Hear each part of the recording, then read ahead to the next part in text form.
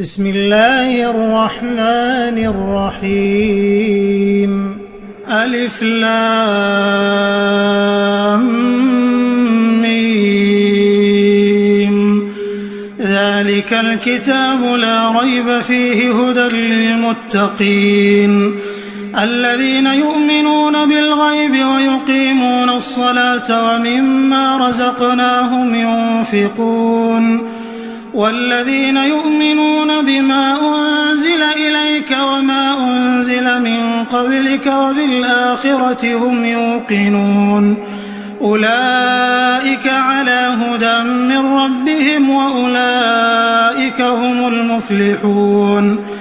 إن الذين كفروا سواء عليهم أأنذرتهم أم لم تنذرهم لا يؤمنون. ختم الله على قلوبهم وعلى سمعهم وعلى أبصارهم غشاوة ولهم عذاب عظيم.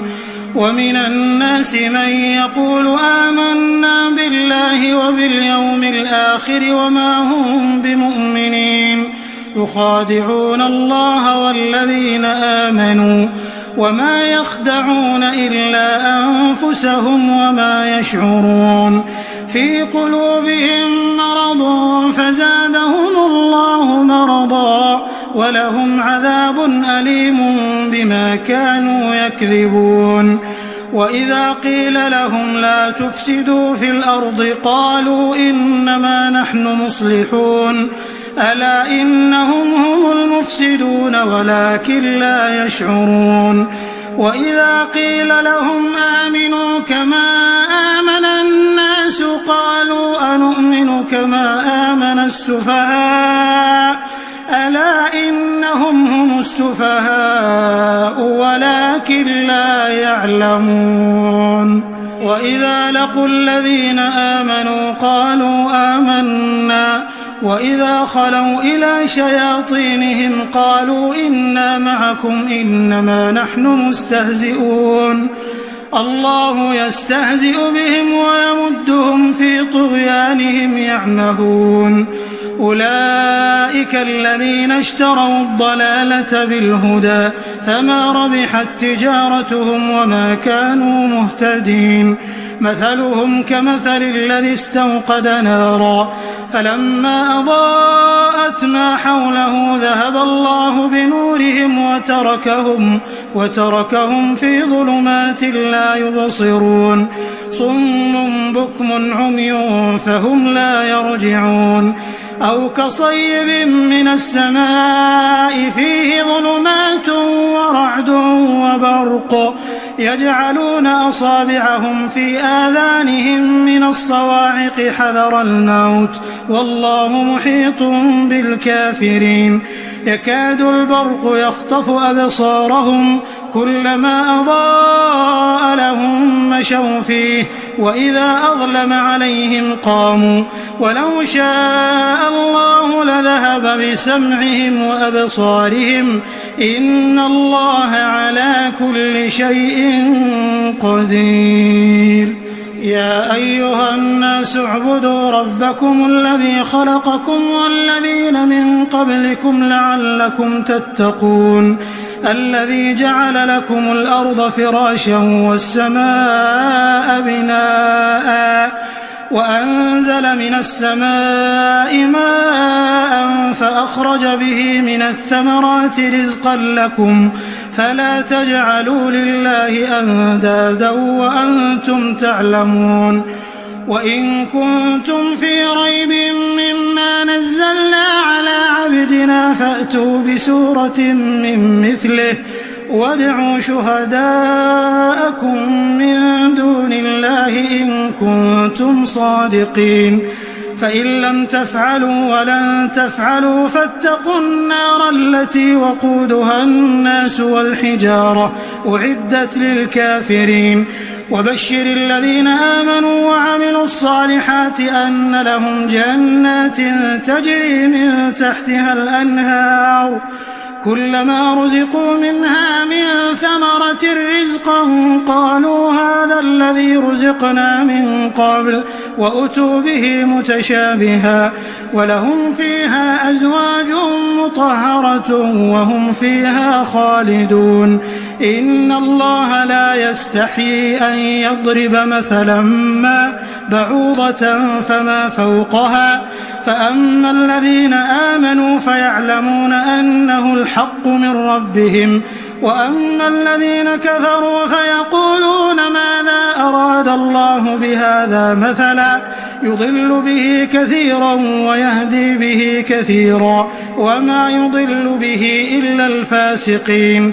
الذين ينقضون عهد الله من بعد ميثاقه ويقطعون ما أمر الله به أن يوصل ويفسدون في الأرض أولئك هم الخاسرون كيف تكفرون بالله وكنتم أمواتا فأحياكم ثم يميتكم ثم يحييكم ثم إليه ترجعون هو الذي خلق لكم ما في الأرض جميعا ثم استوى إلى السماء فسواهن 7 سماوات وهو بكل شيء عليم وإذ قال ربك للملائكة إني جاعل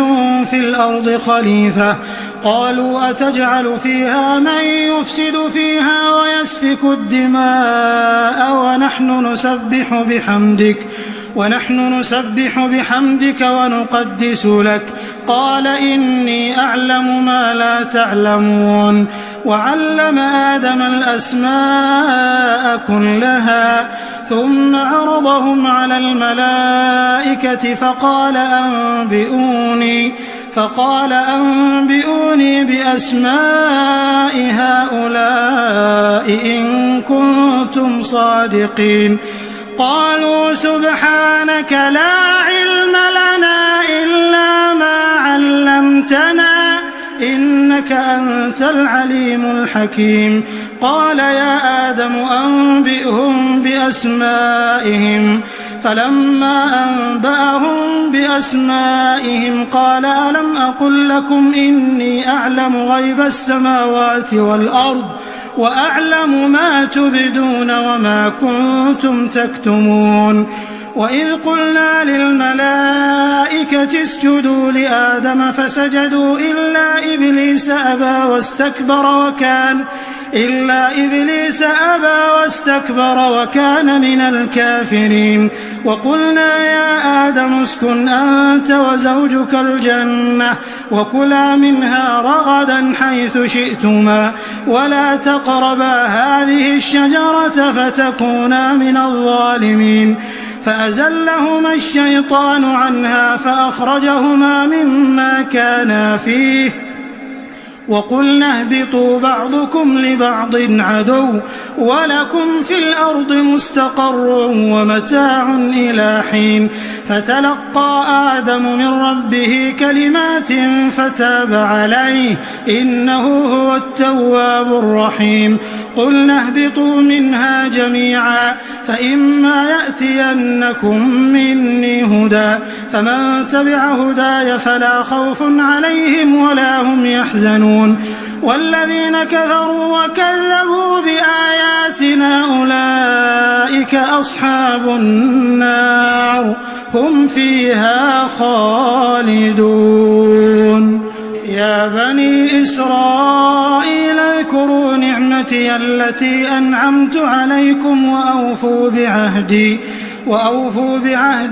بعهدكم وإياي فارهبون وآمنوا بما أنزلت مصدقا لما معكم ولا تكونوا أول كافر به ولا تشتروا بآياتي ثمنا قليلا وإياي فاتقون ولا تلبسوا الحق بالباطل وتكتموا الحق وأنتم تعلمون وأقيموا الصلاة وآتوا الزكاة واركعوا مع الراكعين أتأمرون الناس بالبر وتنسون أنفسكم وأنتم تتلون الكتاب أفلا تعقلون واستعينوا بالصبر والصلاة وإنها لكبيرة إلا على الخاشعين الذين يظنون أنهم ملاقو ربهم وأنهم إليه راجعون يا بني إسرائيل اذكروا نعمتي التي أنعمت عليكم وأني فضلتكم على العالمين واتقوا يوما لا تجزي نفس عن نفس شيئا ولا يقبل منها شفاعة ولا يؤخذ منها عدل ولا هم ينصرون وإذ نجيناكم من آل فرعون يسومونكم سوء العذاب يذبحون أبناءكم ويستحيون نساءكم وفي ذلكم بلاء من ربكم عظيم وإذ فرقنا بكم البحر فأنجيناكم وأغرقنا آل فرعون وأنتم تنظرون وإذ واعدنا موسى 40 ليلة ثم اتخذتم العجل من بعده وأنتم ظالمون ثم عفونا عنكم من بعد ذلك لعلكم تشكرون وإذ آتينا موسى الكتاب والفرقان لعلكم تهتدون وإذ قال موسى لقومه يا قوم إنكم ظلمتم أنفسكم باتخاذكم العجل فتوبوا إلى بارئكم فاقتلوا أنفسكم ذلكم خير لكم عند بارئكم فتاب عليكم إنه هو التواب الرحيم وإذ قلتم يا موسى لن نؤمن لك حتى نرى الله جهرة فأخذتكم الصاعقة وأنتم تنظرون ثم بعثناكم من بعد موتكم لعلكم تشكرون وظللنا عليكم الغمام وأنزلنا عليكم المن والسلوى كلوا من طيبات ما رزقناكم وما ظلمونا ولكن كانوا أنفسهم يظلمون وإذ قلنا ادخلوا هذه القرية فكلوا منها حيث شئتم رغدا وادخلوا الباب سجدا وقولوا حطة نغفر لكم خطاياكم وسنزيد المحسنين فبدل الذين ظلموا قولا غير الذي قيل لهم فأنزلنا على الذين ظلموا رجزا من السماء بما كانوا يفسقون وإذ استسقى موسى لقومه فقلنا اضرب بعصاك الحجر فانفجرت منه 12 عينا قد علم كل أناس مشربهم كلوا واشربوا من رزق الله ولا تعثوا في الأرض مفسدين وإذ قلتم يا موسى لن نصبر على طعام واحد فادع لنا ربك يخرج لنا مما تنبت الأرض من بقلها وقثائها وفومها وعدسها وبصلها قال أتستبدلون الذي هو أدنى بالذي هو خير اهبطوا مصرا فإن لكم ما سألتم وضربت عليهم الذلة والمسكنة وباءوا بغضب من الله ذلك بأنهم كانوا يكفرون بآيات الله ويقتلون النبيين بغير الحق ذلك بما عصوا وكانوا يعتدون إن الذين آمنوا والذين هادوا والنصارى والصابئين من آمن بالله واليوم الآخر وعمل صالحا فلهم أجرهم عند ربهم ولا خوف عليهم ولا هم يحزنون وإذ أخذنا ميثاقكم ورفعنا فوقكم الطور خذوا ما آتيناكم بقوة واذكروا ما فيه لعلكم تتقون ثم توليتم من بعد ذلك فلولا فضل الله عليكم ورحمته لكنتم من الخاسرين ولقد علمتم الذين اعتدوا منكم في السبت فقلنا لهم كونوا قردة خاسئين فجعلناها نكالا لما بين يديها وما خلفها وموعظة للمتقين.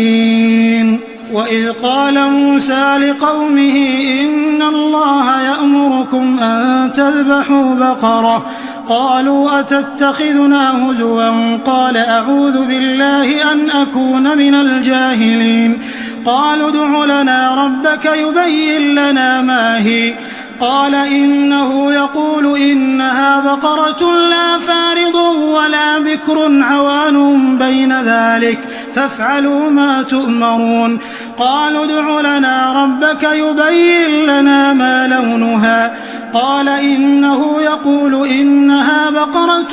صفراء فاقع لونها تسر الناظرين قالوا ادع لنا ربك يبين لنا ما هي إن البقرة شابه علينا وإنا إن شاء الله لمهتدون قال إنه يقول إنها بقرة لا ذلول تثير الأرض ولا تسقي الحرث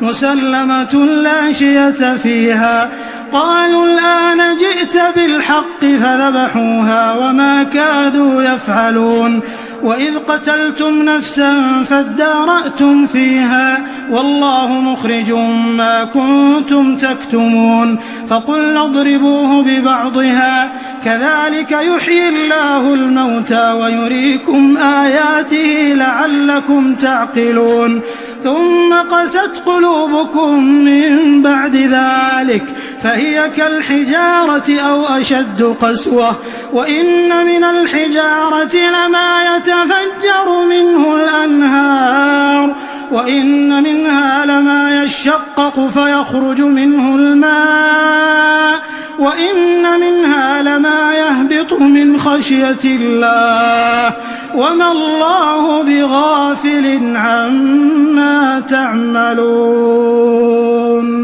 أفتطمعون أن يؤمنوا لكم وقد كان فريق منهم يسمعون كلام الله ثم يحرفونه من بعد ما عقلوه وهم يعلمون وإذا لقوا الذين آمنوا قالوا آمنا وإذا خلا بعضهم إلى بعض قالوا أتحدثونهم بما فتح الله عليكم ليحاجوكم به عند ربكم أفلا تعقلون أولا يعلمون أن الله يعلم ما يسرون وما يعلنون ومنهم أميون لا يعلمون الكتاب إلا أماني وإن هم إلا يظنون فويل للذين يكتبون الكتاب بأيديهم ثم يقولون هذا من عند الله ليشتروا به ثمنا قليلا فويل لهم مما كتبت أيديهم وويل لهم مما يكسبون وقالوا لن تمسنا النار إلا أياما معدودة قل أتخذتم عند الله عهدا فلن يخلف الله عهده أم تقولون على الله ما لا تعلمون بلى من كسب سيئة وأحاطت به خطيئته فأولئك أصحاب النار هم فيها خالدون والذين آمنوا وعملوا الصالحات أولئك أصحاب الجنة هم فيها خالدون وإذ أخذنا ميثاق بني إسرائيل لا تعبدون إلا الله وبالوالدين إحسانا وبالوالدين إحسانا وذي القربى واليتامى والمساكين وقولوا للناس حسنا وأقيموا الصلاة وآتوا الزكاة ثم توليتم إلا قليلا منكم وأنتم معرضون وإذ أخذنا ميثاقكم لا تسفكون دماءكم ولا تخرجون أنفسكم من دياركم ثم أقررتم وأنتم تشهدون ثم أنتم هؤلاء تقتلون أنفسكم وتخرجون فريقا منكم من ديارهم تظاهرون عليهم بالإثم والعدوان وإن يأتوكم أسارى تفادوهم وهو محرم عليكم إخراجهم أفتؤمنون ببعض الكتاب وتكفرون ببعض فما جزاء من يفعل ذلك منكم إلا خزي في الحياة الدنيا ويوم القيامة يردون إلى أشد العذاب وما الله بغافل عما تعملون أولئك الذين اشتروا الحياة الدنيا بالآخرة فلا يخفف عنهم العذاب ولا هم ينصرون ولقد آتينا موسى الكتاب وقفينا من بعده بالرسل وآتينا عيسى ابن مريم البينات وأيدناه بروح القدس أفكلما جاءكم رسول بما لا تهوى أنفسكم استكبرتم ففريقا كذبتم وفريقا تقتلون وقالوا قلوبنا غلف بل لعنهم الله بكفرهم فقليلا ما يؤمنون ولما جاءهم كتاب من عند الله مصدق لما معهم وكانوا من قبل يستفتحون على الذين كفروا فلما جاءهم ما عرفوا كفروا به فلعنة الله على الكافرين بئس ما اشتروا به أنفسهم أن يكفروا بما أنزل الله بغيا أن ينزل الله من فضله على من يشاء من عباده فباءوا بغضب على غضب وللكافرين عذاب مهين وإذا قيل لهم آمنوا بما أنزل الله قالوا نؤمن بما أنزل علينا ويكفرون بما وراءه وهو الحق مصدقا لما معهم قل فلم تقتلون أنبياء الله من قبل إن كنتم مؤمنين ولقد جاءكم موسى بالبينات ثم اتخذتم العجل من بعده وأنتم ظالمون وإذ أخذنا ميثاقكم ورفعنا فوقكم الطور خذوا ما آتيناكم بقوة واسمعوا قالوا سمعنا وعصينا وأشربوا في قلوبهم العجل بكفرهم قل بئس ما يأمركم به إيمانكم إن كنتم مؤمنين قل إن كانت لكم الدار الآخرة عند الله خالصة من دون الناس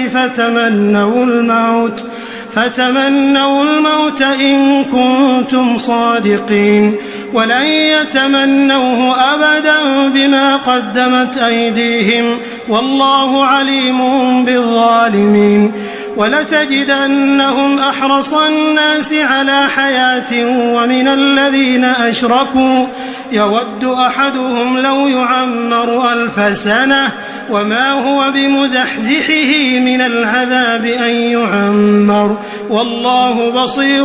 بما يعملون قل من جبريل فإنه نزله على قلبك بإذن الله مصدقا لما بين يديه وهدى وبشرى للمؤمنين. من كان عدوا لله وملائكته ورسله وجبريل وميكال فإن الله عدو للكافرين. ولقد أنزلنا إليك آيات بينات وما يكفر بها إلا الفاسقون. أوكلما عاهدوا عهدا نبذه فريق منهم بل أكثرهم لا يؤمنون. ولما جاءهم رسول من عند الله مصدق لما معهم نبذ فريق من الذين أوتوا الكتاب كتاب الله وراء ظهورهم كأنهم لا يعلمون. واتبعوا ما تتلو الشياطين على ملك سليمان وما كفر سليمان ولكن الشياطين كفروا يعلمون الناس السحر وما أنزل على الملكين ببابل هاروت وماروت وما يعلمان من أحد حتى يقولا إنما نحن فتنة فلا تكفر فيتعلمون منهما ما يفرقون به بين المرء وزوجه وما هم بضارين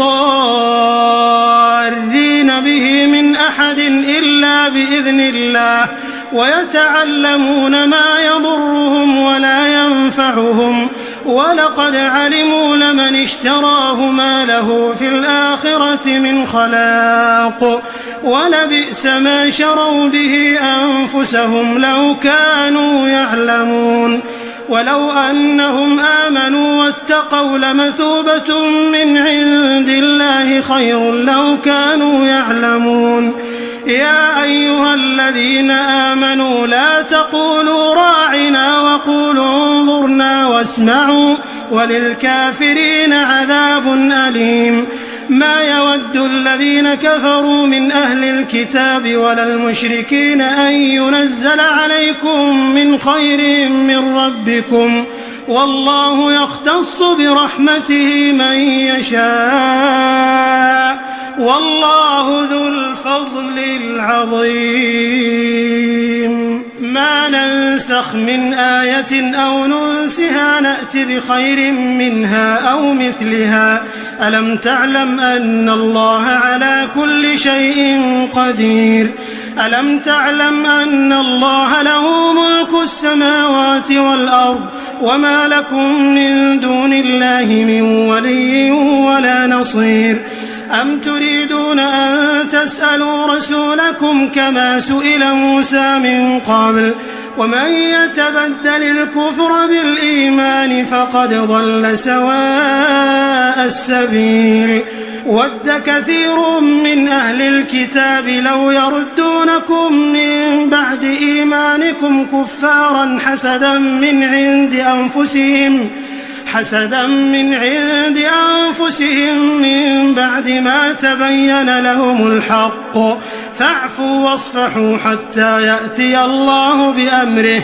إن الله على كل شيء قدير. وأقيموا الصلاة وآتوا الزكاة وما تقدموا لأنفسكم من خير تجدوه عند الله إن الله بما تعملون بصير. وقالوا لن يدخل الجنة إلا من كان هودا أو نصارى تلك أمانيهم قل هاتوا برهانكم إن كنتم صادقين.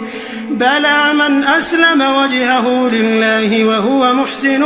فله أجره عند ربه ولا خوف عليهم ولا هم يحزنون. وقالت اليهود ليست النصارى على شيء وقالت النصارى ليست اليهود على شيء وهم يتلون الكتاب كذلك قال الذين لا يعلمون مثل قولهم فالله يحكم بينهم يوم القيامة فيما كانوا فيه يختلفون ومن أظلم ممن منع مساجد الله أن يذكر فيها اسمه وسعى في خرابها أولئك ما كان لهم أن يدخلوها إلا خائفين لهم في الدنيا خزي ولهم في الآخرة عذاب عظيم ولله المشرق والمغرب فأينما تولوا فثم وجه الله إن الله واسع عليم وقالوا اتخذ الله ولدا سبحانه بل له ما في السماوات والأرض كل له قانتون بديع السماوات والأرض وإذا قضى أمرا فإنما يقول له كن فيكون وقال الذين لا يعلمون لولا يكلمنا الله أو تأتينا آية كذلك قال الذين من قبلهم مثل قولهم تشابهت قلوبهم قد بينا الآيات لقوم يوقنون إنا أرسلناك بالحق بشيرا ونذيرا ولا تسأل عن أصحاب الجحيم ولن ترضى عنك اليهود ولا النصارى حتى تتبع ملتهم قل إن هدى الله هو الهدى ولئن اتبعت أهواءهم بعد الذي جاءك من العلم ما لك من الله من ولي ولا نصير الذين آتيناهم الكتاب يتلونه حق تلاوته أولئك يؤمنون به ومن يكفر به فأولئك هم الخاسرون يا بني إسرائيل اذكروا نعمتي التي أنعمت عليكم وأني فضلتكم على العالمين واتقوا يوما لا تجزي نفس عن نفس شيئا ولا يقبل منها عدل ولا تنفعها شفاعة ولا هم ينصرون وإذ ابتلى إبراهيم ربه بكلمات فأتمهم قال إني جاعلك للناس إماما قال ومن ذريتي قال لا ينال عهد الظالمين وإذ جعلنا البيت مثابة للناس وأمنا واتخذوا من مقام إبراهيم مصلى وعهدنا إلى إبراهيم وإسماعيل أن طهرا بيتي للطائفين والعاكفين والركع السجود وإذ قال إبراهيم رب اجعل هذا بلدا آمنا وارزق أهله من الثمرات من آمن منهم بالله واليوم الآخر قال ومن كفر فأمتعه قليلا ثم أضطره إلى عذاب النار وبئس المصير وإذ يرفع إبراهيم القواعد من البيت وإسماعيل ربنا تقبل منا إنك أنت السميع العليم ربنا واجعلنا مسلمين لك ومن ذريتنا أمة مسلمة لك وأرنا مناسكنا وتب علينا إنك أنت التواب الرحيم ربنا وابعث فيهم رسولا منهم يتلو عليهم آياتك ويعلمهم الكتاب والحكمة ويزكيهم إنك أنت العزيز الحكيم ومن يرغب عن ملة إبراهيم إلا من سفه نفسه ولقد اصطفيناه في الدنيا وإنه في الآخرة لمن الصالحين إذ قال له ربه أسلم قال أسلمت لرب العالمين. ووصى بها إبراهيم بنيه ويعقوب يا بني إن الله اصطفى لكم الدين فلا تموتن إلا وأنتم مسلمون. أم كنتم شهداء إذ حضر يعقوب الموت إذ قال لبنيه ما تعبدون من بعدي قالوا نعبد إلهك وإله آبائك إبراهيم وإسماعيل وإسحاق إلها واحدا ونحن له مسلمون. تلك أمة قد خلت لها ما كسبت ولكم ما كسبتم ولا تسألون عما كانوا يعملون. وقالوا كونوا هودا أو نصارى تهتدوا قل بل ملة إبراهيم حنيفا وما كان من المشركين. قولوا آمنا بالله وما أنزل إلينا وما أنزل إلى إبراهيم وإسماعيل وإسحاق ويعقوب والأسباط وما أوتي موسى وعيسى وما أوتي النبيون من ربهم لا نفرق بين أحد منهم ونحن له مسلمون. فإن آمنوا بمثل ما آمنتم به فقد اهتدوا وإن تولوا فإنما هم في شقاق فسيكفيكهم الله وهو السميع العليم. صبغة الله ومن أحسن من الله صبغة ونحن له عابدون. قل أتحاجوننا في الله وهو ربنا وربكم ولنا أعمالنا ولكم أعمالكم ونحن له مخلصون. أم تقولون إن إبراهيم وإسماعيل وإسحاق ويعقوب والأسباط كانوا هودا أو نصارى قل أأنتم أعلم أم الله ومن أظلم ممن كتم شهادة عنده من الله وما الله بغافل عما تعملون. تلك أمة قد خلت لها ما كسبت ولكم ما كسبتم ولا تسألون عما كانوا يعملون. سيقول السفهاء من الناس ما ولاهم عن قبلتهم التي كانوا عليها قل لله المشرق والمغرب يهدي من يشاء إلى صراط مستقيم. وكذلك جعلناكم أمة وسطا لتكونوا شهداء على الناس ويكون الرسول عليكم شهيدا.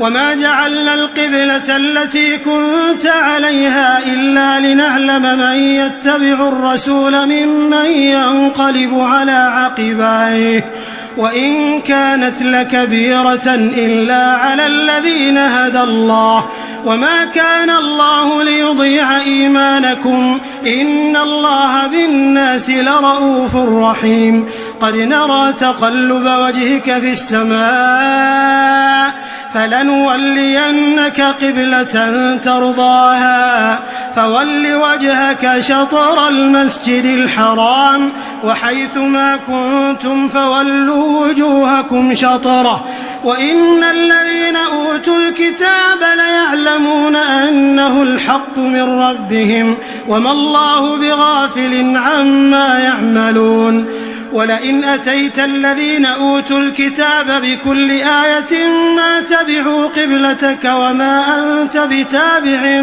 قبلتهم وما بعضهم بتابع قبلة بعض.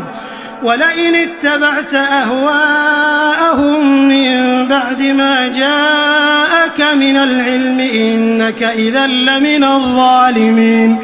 الذين آتيناهم الكتاب يعرفونه كما يعرفون أبناءهم وإن فريقا منهم ليكتمون الحق الحق وهم يعلمون الحق من ربك فلا تكونن من الممترين ولكل وجهة هو موليها فاستبقوا الخيرات أينما تكونوا يأت بكم الله جميعا إن الله على كل شيء قدير ومن حيث خرجت فول وجهك شطر المسجد الحرام وإنه للحق من ربك وما الله بغافل عما تعملون ومن حيث خرجت فول وجهك شطر المسجد الحرام وحيث ما كنتم فولوا وجوهكم شطره لئلا يكون للناس عليكم حجة إلا الذين ظلموا منهم فلا تخشوهم واخشوني ولأتم نعمتي عليكم ولعلكم تهتدون كما أرسلنا فيكم رسولا منكم يتلو عليكم آياتنا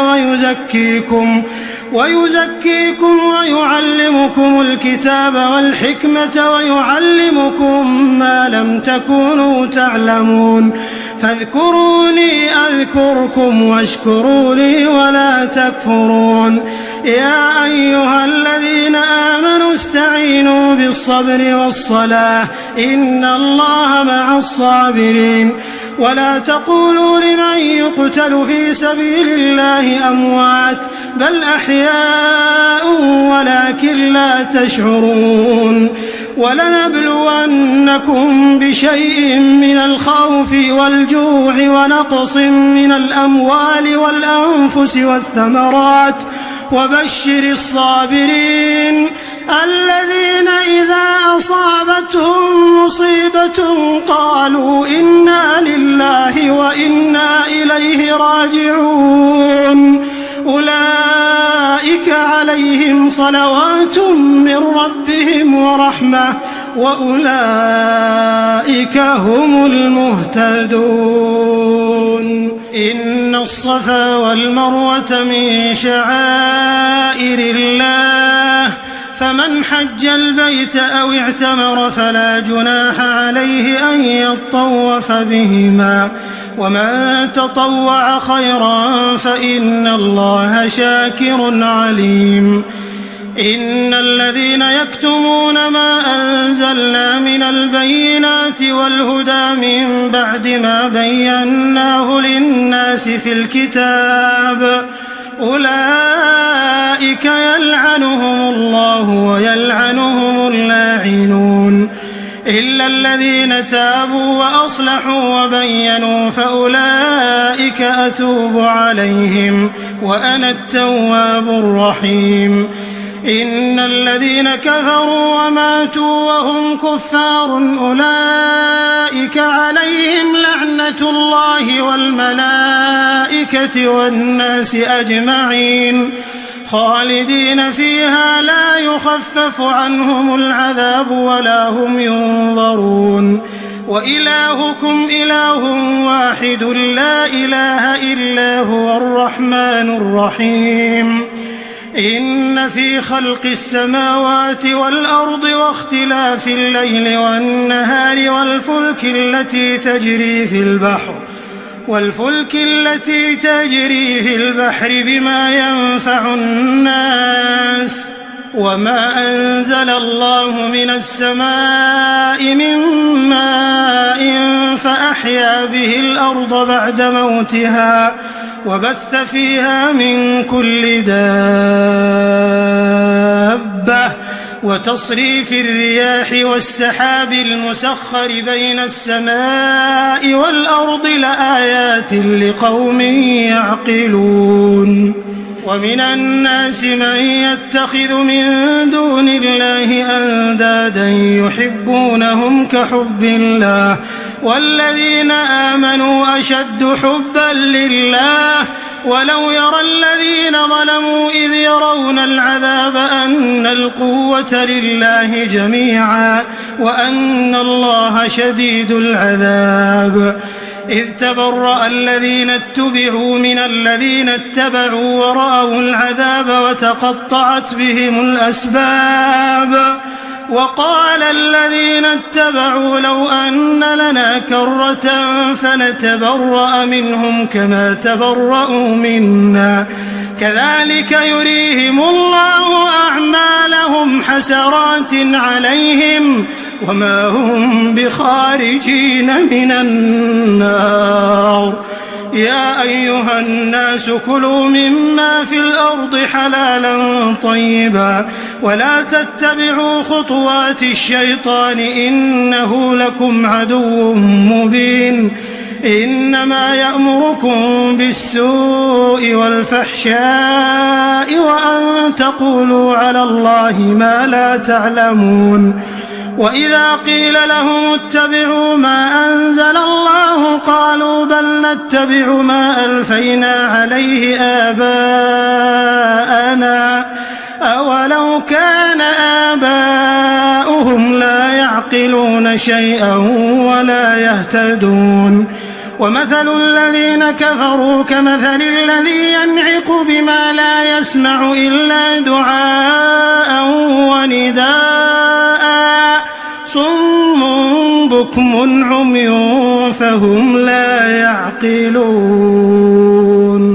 يا أيها الذين آمنوا كلوا من طيبات ما رزقناكم واشكروا لله إن كنتم إياه تعبدون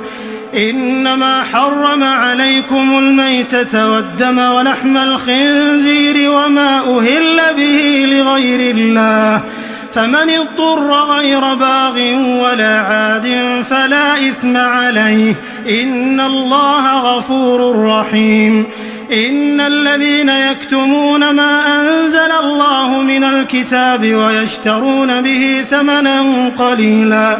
أولئك ما يأكلون في بطونهم إلا النار ولا يكلمهم الله يوم القيامة ولا يزكيهم ولهم عذاب أليم أولئك الذين اشتروا الضلالة بالهدى والعذاب بالمغفرة فما أصبرهم على النار ذلك بأن الله نزل الكتاب بالحق وإن الذين اختلفوا في الكتاب لفي شقاق بعيد ليس البر أن تولوا وجوهكم قبل المشرق والمغرب ولكن البر من آمن بالله واليوم الآخر والملائكة والكتاب والنبيين وآتى المال على حبه ذوي القربى واليتامى والمساكين وابن السبيل والسائلين وفي الرقاب وأقام الصلاة وآتى الزكاة والموفون بعهدهم إذا عاهدوا والصابرين في البأساء والضراء وحين البأس أولئك الذين صدقوا وأولئك هم المتقون يا أيها الذين آمنوا كتب عليكم القصاص في القتلى الحر بالحر والعبد بالعبد والأنثى بالأنثى فمن عفي له من أخيه شيء فاتباع بالمعروف وأداء إليه بإحسان ذلك تخفيف من ربكم ورحمة فمن اعتدى بعد ذلك فله عذاب أليم ولكم في القصاص حياة يا أولي الألباب لعلكم تتقون كتب عليكم إذا حضر أحدكم الموت إن ترك خيرا الوصية للوالدين والأقربين بالمعروف حقا على المتقين فمن بدله بعدما سمعه فإنما إثمه على الذين يبدلونه إن الله سميع عليم فمن خاف من موص جنفا أو إثما فأصلح بينهم فلا إثم عليه إن الله غفور رحيم يا أيها الذين آمنوا كتب عليكم الصيام كما كتب على الذين من قبلكم لعلكم تتقون أياما معدودات فمن كان منكم مريضا أو على سفر فعدة من أيام أخر وعلى الذين يطيقونه فدية طعام مسكين فمن تطوع خيرا فهو خير له وأن تصوموا خير لكم إن كنتم تعلمون شهر رمضان الذي أنزل فيه القرآن هدى للناس وبينات من الهدى والفرقان فمن شهد منكم الشهر فليصم ومن كان مريضا أو على سفر فعدة من أيام أخر يريد الله بكم اليسر ولا يريد بكم العسر ولتكملوا العدة ولتكبروا الله على ما هداكم ولعلكم تشكرون وإذا سألك عبادي عني فإني قريب أجيب دعوة الداع إذا دعان فليستجيبوا لي وليؤمنوا بي لعلهم يرشدون أحل لكم ليلة الصيام الرفث إلى نسائكم هن لباس لكم وأنتم لباس لهن علم الله أنكم كنتم تختانون أنفسكم فتاب عليكم وعفى عنكم فالآن باشروهن وابتغوا ما كتب الله لكم وكلوا واشربوا حتى يتبين لكم الخيط الأبيض من الخيط الأسود من الفجر ثم أتموا الصيام إلى الليل ولا تباشروهن وأنتم عاكفون في المساجد تلك حدود الله فلا تقربوها كذلك يبين الله آياته للناس لعلهم يتقون ولا تأكلوا أموالكم بينكم بالباطل وتدلوا بها إلى الحكام لتأكلوا فريقا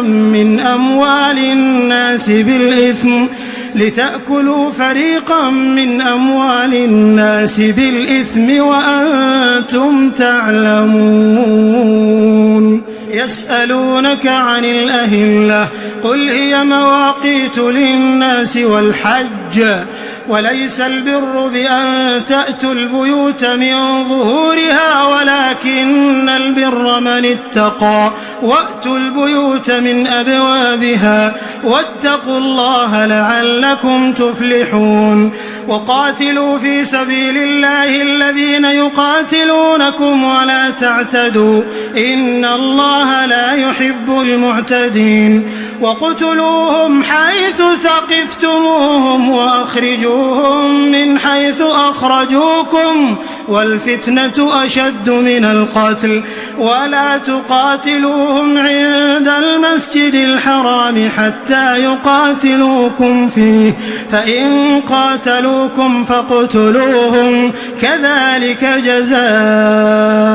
الكافرين فإن انتهوا فإن الله غفور رحيم وقاتلوهم حتى لا تكون فتنة ويكون الدين لله فإن انتهوا فلا عدوان إلا على الظالمين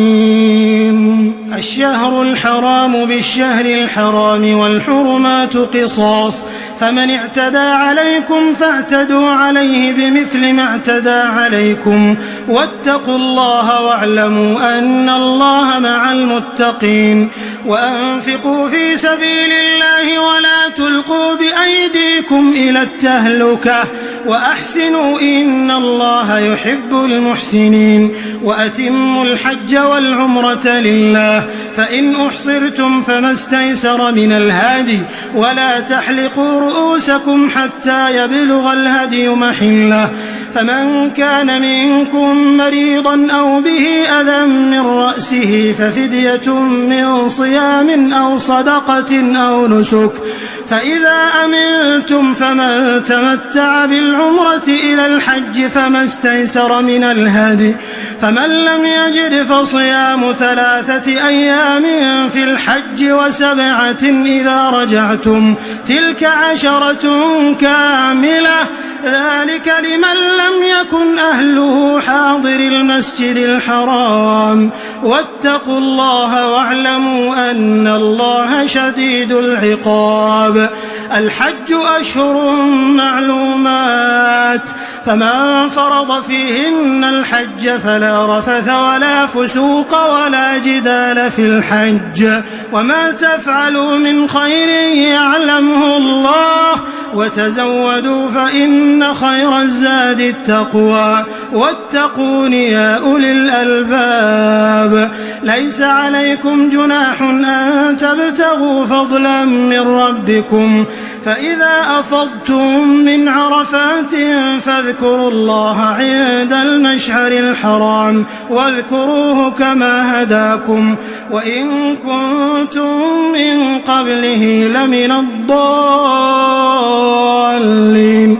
ثم أفيضوا من حيث أفاض الناس واستغفروا الله إن الله غفور رحيم. فإذا قضيتم مناسككم فاذكروا الله كذكركم آباءكم أو أشد ذكرا. فمن الناس من يقول ربنا آتنا في الدنيا وما له في الآخرة من خلاق، ومنهم من يقول ربنا آتنا في الدنيا حسنة وفي الآخرة حسنة وقنا عذاب النار. أولئك لهم نصيب مما كسبوا والله سريع الحساب. واذكروا الله في أيام معدودات، فمن تعجل في يومين فلا إثم عليه، ومن تأخر فلا إثم عليه لمن اتقى. واتقوا الله واعلموا أنكم إليه تحشرون. ومن الناس من يعجبك قوله في الحياة الدنيا ويشهد الله على ما في قلبه وهو ألد الخصام، وإذا تولى سعى في الأرض ليفسد فيها ويهلك الحرث والنسل والله لا يحب الفساد. وإذا قيل له اتق الله أخذته العزة بالإثم فحسبه جهنم ولبئس المهاد. ومن الناس من يشري نفسه ابتغاء مرضات الله والله رؤوف بالعباد. يا أيها الذين آمنوا ادخلوا في السلم كافة ولا تتبعوا خطوات الشيطان إنه لكم عدو مبين. فإن زللتم من بعد ما جاءتكم البينات فاعلموا أن الله عزيز حكيم. هل ينظرون إلا أن يأتيهم الله في ظلل من الغمام والملائكة وقضي الأمر وإلى الله ترجع الأمور. سل بني إسرائيل كم آتيناهم من آية بينة ومن يبدل نعمة الله من بعد ما جاءته فإن الله شديد العقاب. زين للذين كفروا الحياة الدنيا ويسخرون من الذين آمنوا والذين اتقوا فوقهم يوم القيامة والله يرزق من يشاء بغير حساب. كان الناس أمة واحدة فبعث الله النبيين مبشرين ومنذرين وأنزل معهم الكتاب بالحق ليحكم بين الناس فيما اختلفوا فيه وما اختلف فيه إلا الذين أوتوه من بعد ما جاءتهم البينات بغيا بينهم فهدى الله الذين آمنوا لما اختلفوا فيه من الحق بإذنه والله يهدي من يشاء إلى صراط مستقيم. أم حسبتم أن تدخلوا الجنة ولما يأتكم مثل الذين خلوا من قبلكم مستهم البأساء والضراء وزلزلوا حتى يقول الرسول والذين آمنوا معه متى نصر الله ألا إن نصر الله قريب.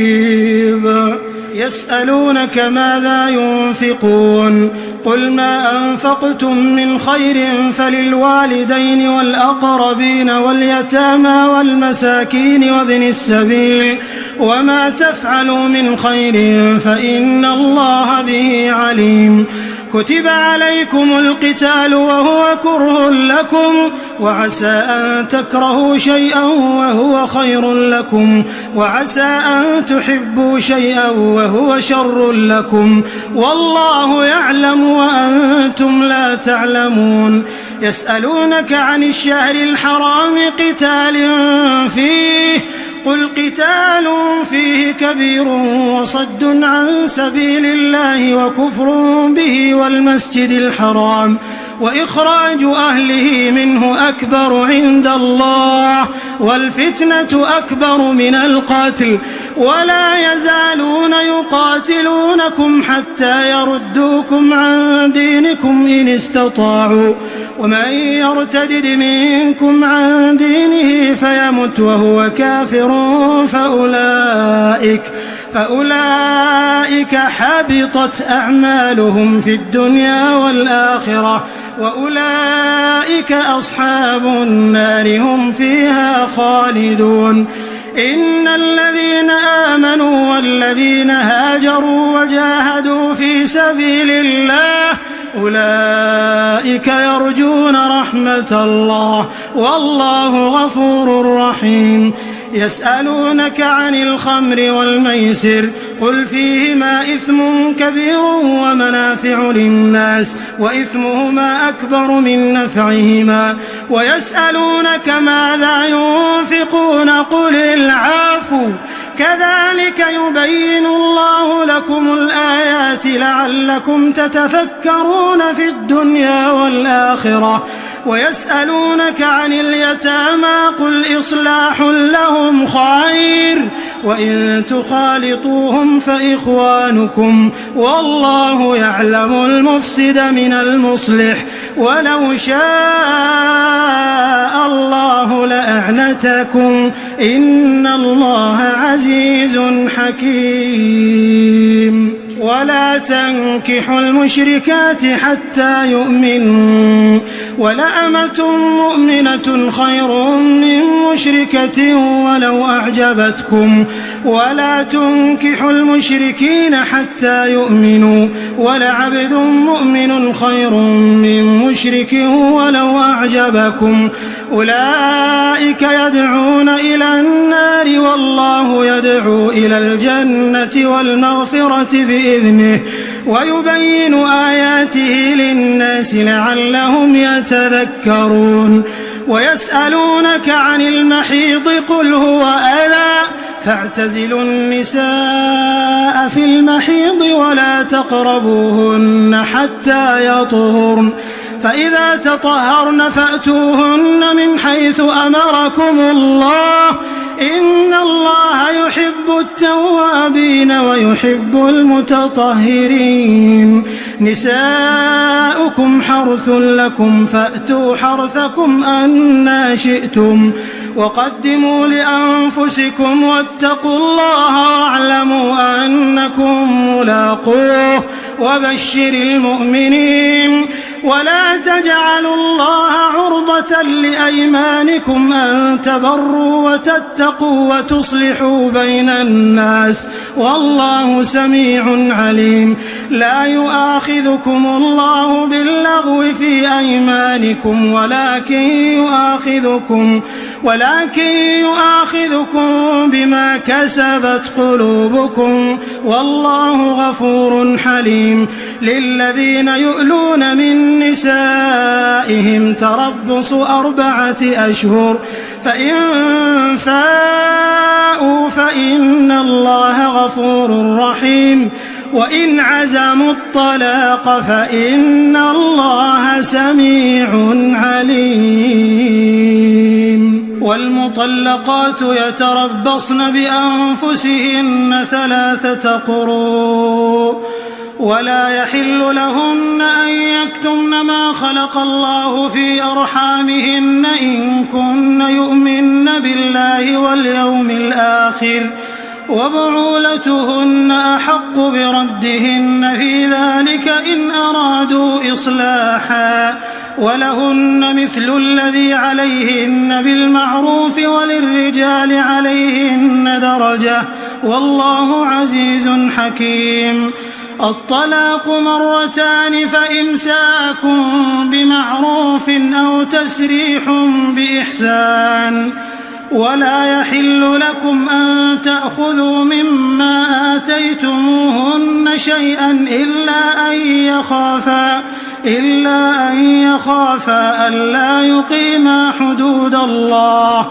فإن خفتم ألا يقيما حدود الله فلا جناح عليهما فيما افتدت به تلك حدود الله فلا تعتدوها ومن يتعد حدود الله فأولئك هم الظالمون. فإن طلقها فلا تحل له من بعد حتى تنكح زوجا غيره. فإن طلقها فلا جناح عليهما أن يتراجعا إن ظنا أن يقيما حدود الله وتلك حدود الله يبينها لقوم يعلمون. وإذا طلقتم النساء فبلغن أجلهن فأمسكوهن بمعروف أو سرحوهن بمعروف ولا تمسكوهن ضرارا لتعتدوا ومن يفعل ذلك فقد ظلم نفسه. ولا تتخذوا آيات الله هزوا واذكروا نعمة الله عليكم وما أنزل عليكم من الكتاب والحكمة يعظكم به واتقوا الله واعلموا أن الله بكل شيء عليم.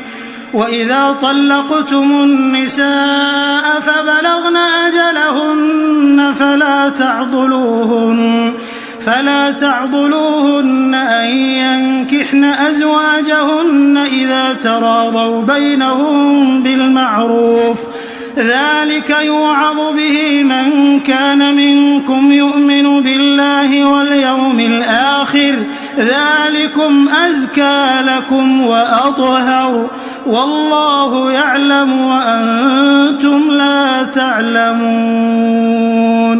والوالدات يرضعن أولادهن حولين كاملين لمن أراد أن يتم الرضاعة وعلى المولود له رزقهن وكسوتهن بالمعروف لا تكلف نفس إلا وسعها لا تضار والدة بولدها ولا مولود له بولده وعلى الوارث مثل ذلك فإن أرادا فصالا عن تراض منهما وتشاور فلا جناح عليهما.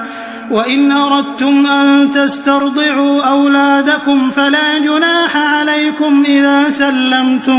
إذا سلمتم ما آتيتم بالمعروف واتقوا الله واعلموا أن الله بما تعملون بصير.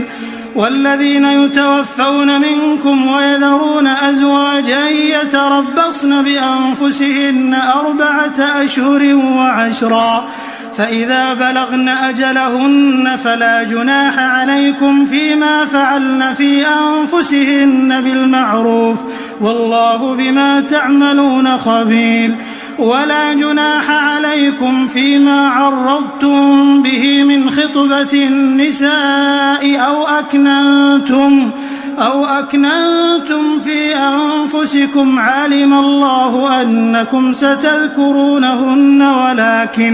ولكن لا تواعدوهن سرا إلا أن تقولوا قولا معروفا ولا تعزموا عقدة النكاح حتى يبلغ الكتاب أجله واعلموا أن الله يعلم ما في أنفسكم فاحذروه واعلموا أن الله غفور حليم لا جناح عليكم إن طلقتم النساء ما لم تمسوهن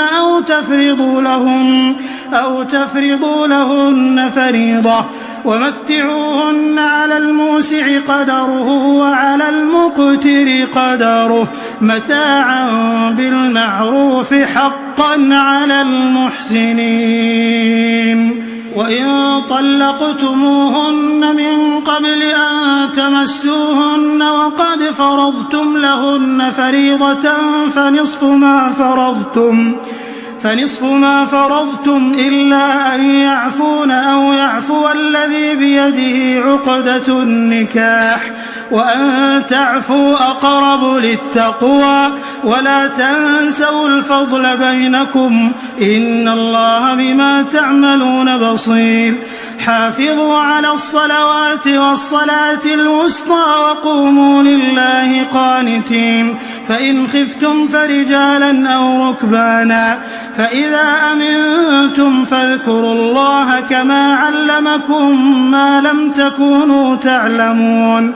والذين يتوفون منكم ويذرون أزواجا وصية لأزواجهم متاعا إلى الحول غير إخراج فإن خرجن فلا جناح عليكم فيما فعلن في أنفسهن من معروف والله عزيز حكيم وللمطلقات متاع بالمعروف حقا على المتقين كذلك يبين الله لكم آياته لعلكم تعقلون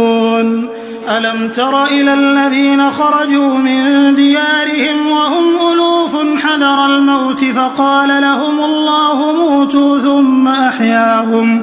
إن الله لذو فضل على الناس ولكن أكثر الناس لا يشكرون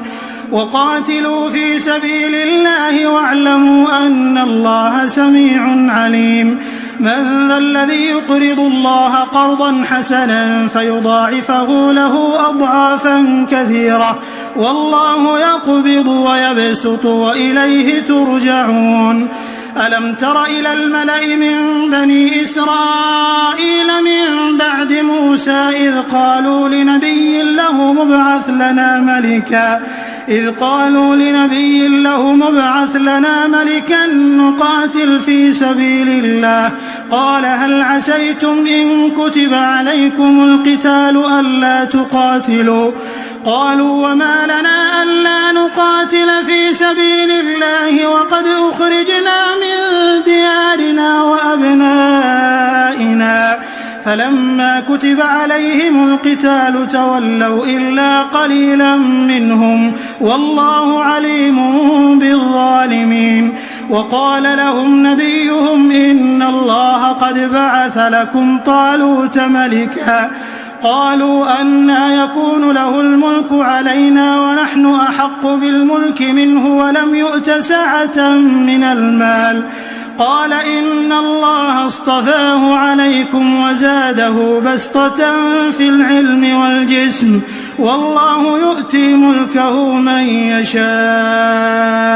والله واسع عليم وقال لهم نبيهم إن آية ملكه أن يأتيكم التابوت فيه سكينة من ربكم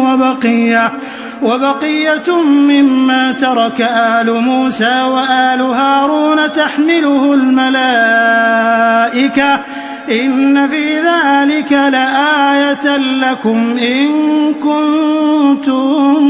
مؤمنين. فلما فصل طالوت بالجنود قال إن الله مبتليكم بنهر فمن شرب منه فليس مني ومن لم يطعمه فإنه مني إلا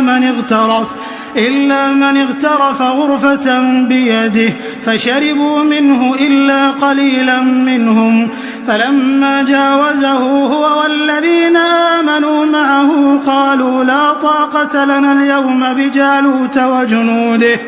قال الذين يظنون أنهم ملاقو الله كم من فئة قليلة غلبت فئة كثيرة بإذن الله والله مع الصابرين. ولما برزوا لجالوت وجنوده قالوا ربنا أفرغ علينا صبرا وثبت أقدامنا وانصرنا على القوم الكافرين. فهزموهم بإذن الله وقتل داود جالوت وآتاه الله الملك والحكمة وعلمه مما يشاء ولولا دفع الله الناس بعضهم ببعض لفسدت الأرض ولكن الله ذو فضل على العالمين. تلك آيات الله نتلوها عليك بالحق وإنك لمن المرسلين. تلك الرسل فضلنا بعضهم على بعض منهم من كلم الله ورفع بعضهم درجات وآتينا عيسى ابن مريم البينات وأيدناه بروح القدس ولو شاء الله ما اقتتل الذين من بعدهم من بعد ما جاءتهم البينات ولكن اختلفوا فمنهم من آمن ومنهم من كفر ولو شاء الله ما اقتتلوا ولكن الله يفعل ما يريد. يا أيها الذين آمنوا أنفقوا مما رزقناكم من قبل أن يأتي يوم لا بيع فيه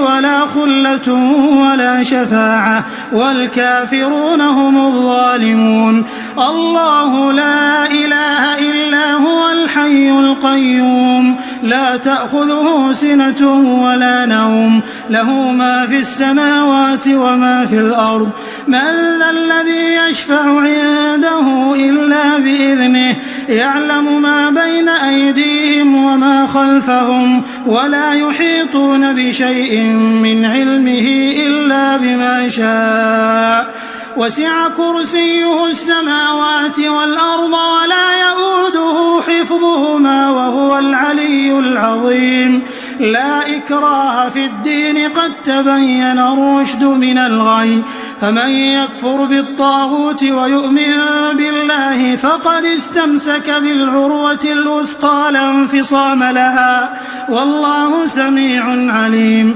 الله ولي الذين آمنوا يخرجهم من الظلمات إلى النور والذين كفروا أولياؤهم الطاغوت يخرجونهم من النور إلى الظلمات أولئك أصحاب النار هم فيها خالدون. ألم تر إلى الذي حاج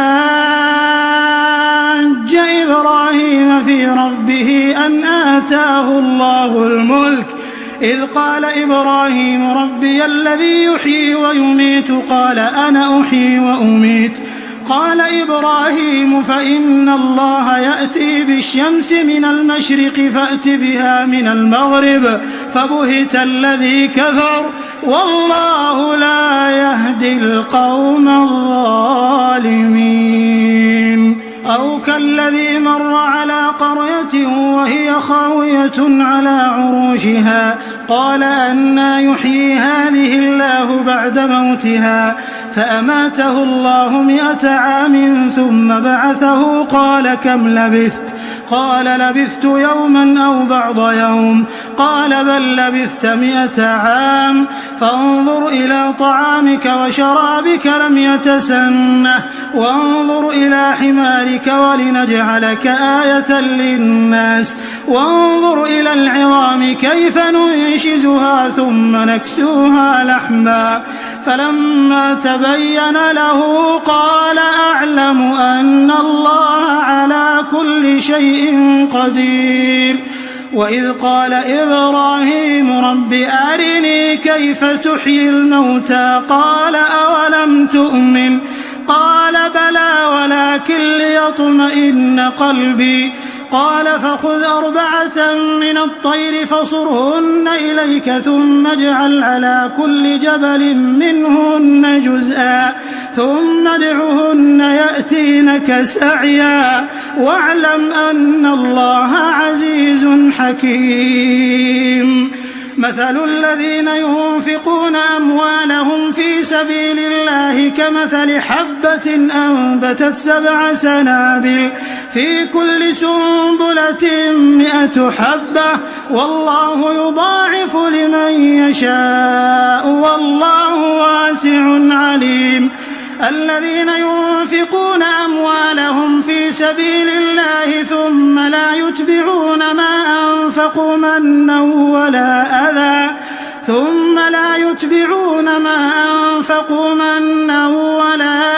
لهم أجرهم عند ربهم ولا خوف عليهم ولا هم يحزنون قول معروف ومغفرة خير من صدقة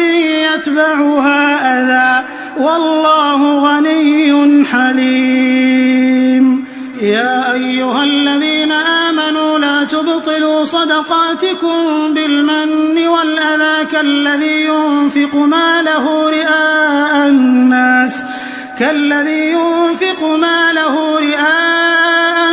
الناس ولا يؤمن بالله واليوم الآخر فمثله كمثل صفوان عليه تراب فأصابه وابل فتركه صلدا لا يقدرون على شيء مما كسبوا والله لا يهدي القوم الكافرين ومثل الذين ينفقون أموالهم ابتغاء مرضات الله وتثبيتا من أنفسهم كمثل جنة بربوة أصابها وابل فآتت أكلها ضعفين فإن لم يصبها وابل فطل والله بما تعملون بصير أيود أحدكم أن تكون له جنة من نخيل وأعناب تجري من تحتها الأنهار له فيها من كل الثمرات وأصابه الكبر وله ذرية ضعفاء فأصابها إعصار فيه نار فاحترقت كذلك يبين الله لكم الآيات لعلكم تتفكرون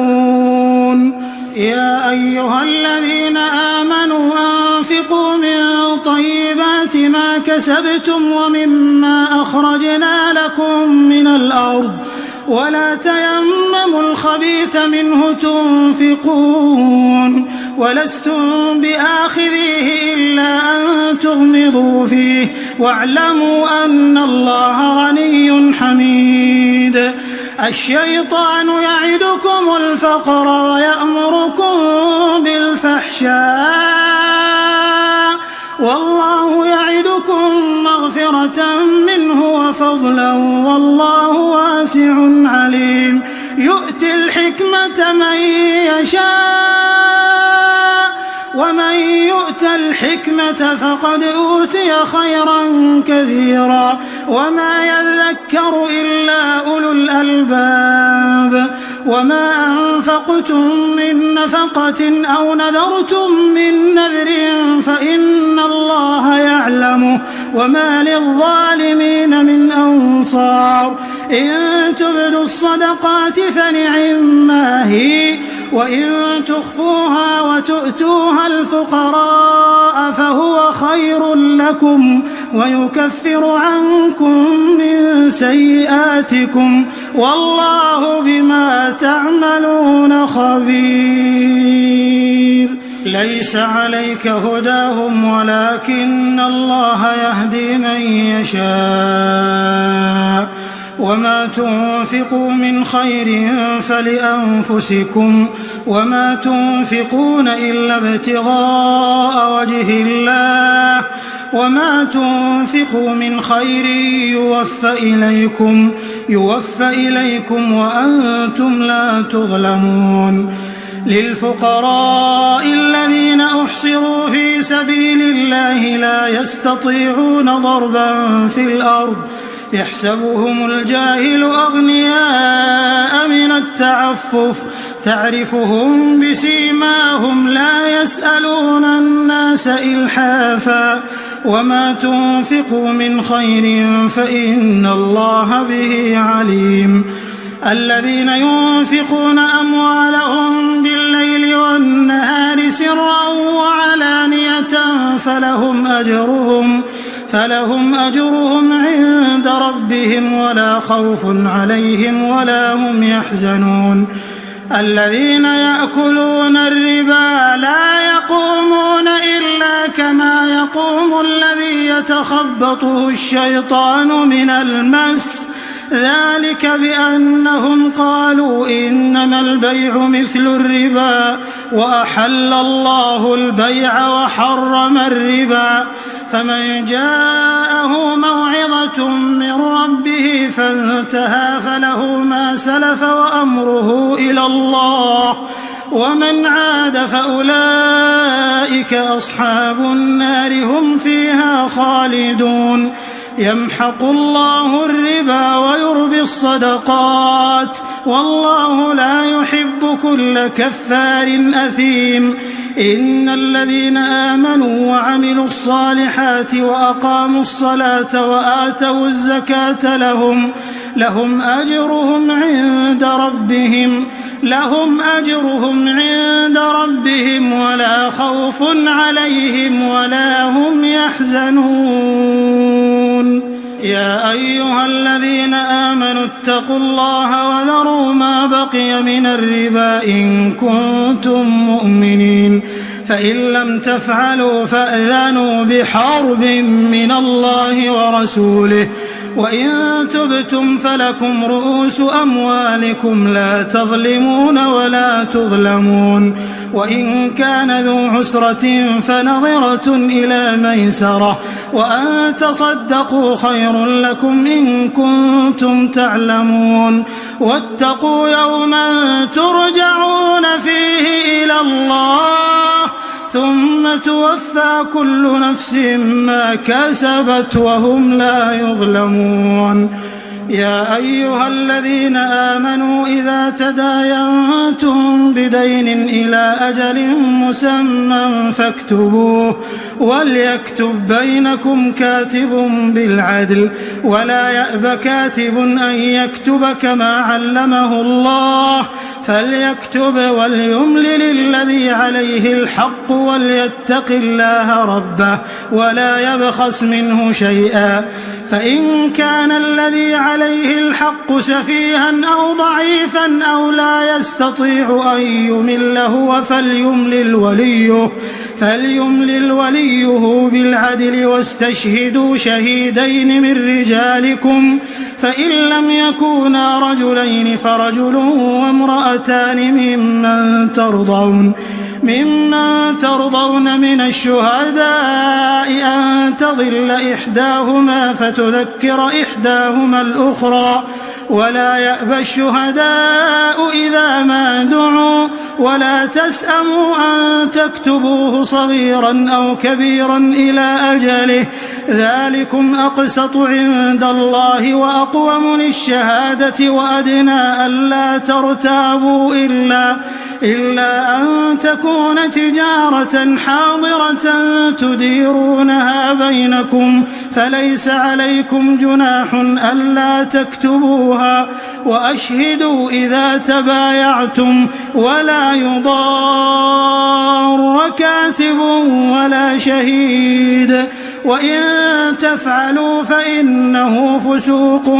بكم واتقوا الله ويعلمكم الله والله بكل شيء عليم. وإن كنتم على سفر ولم تجدوا كاتبا فرهان مقبوضة فإن أمن بعضكم بعضا فليؤد الذي ائتمن أمانته وليتق الله ربه ولا تكتموا الشهادة ومن يكتمها فإنه آثم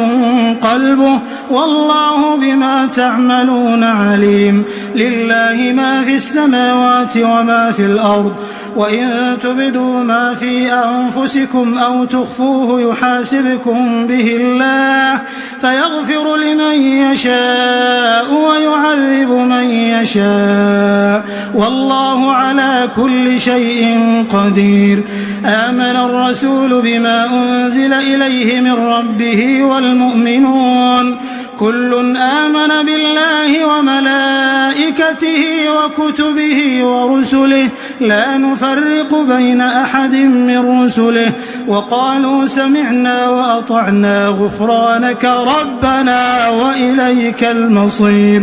لا يكلف الله نفسا إلا وسعها لها ما كسبت وعليها ما اكتسبت ربنا لا تؤاخذنا إن نسينا أو أخطأنا ربنا ولا تحمل علينا إصرا كما حملته على الذين من قبلنا ربنا ولا تحملنا ما لا طاقة لنا به واعف عنا واغفر لنا وارحمنا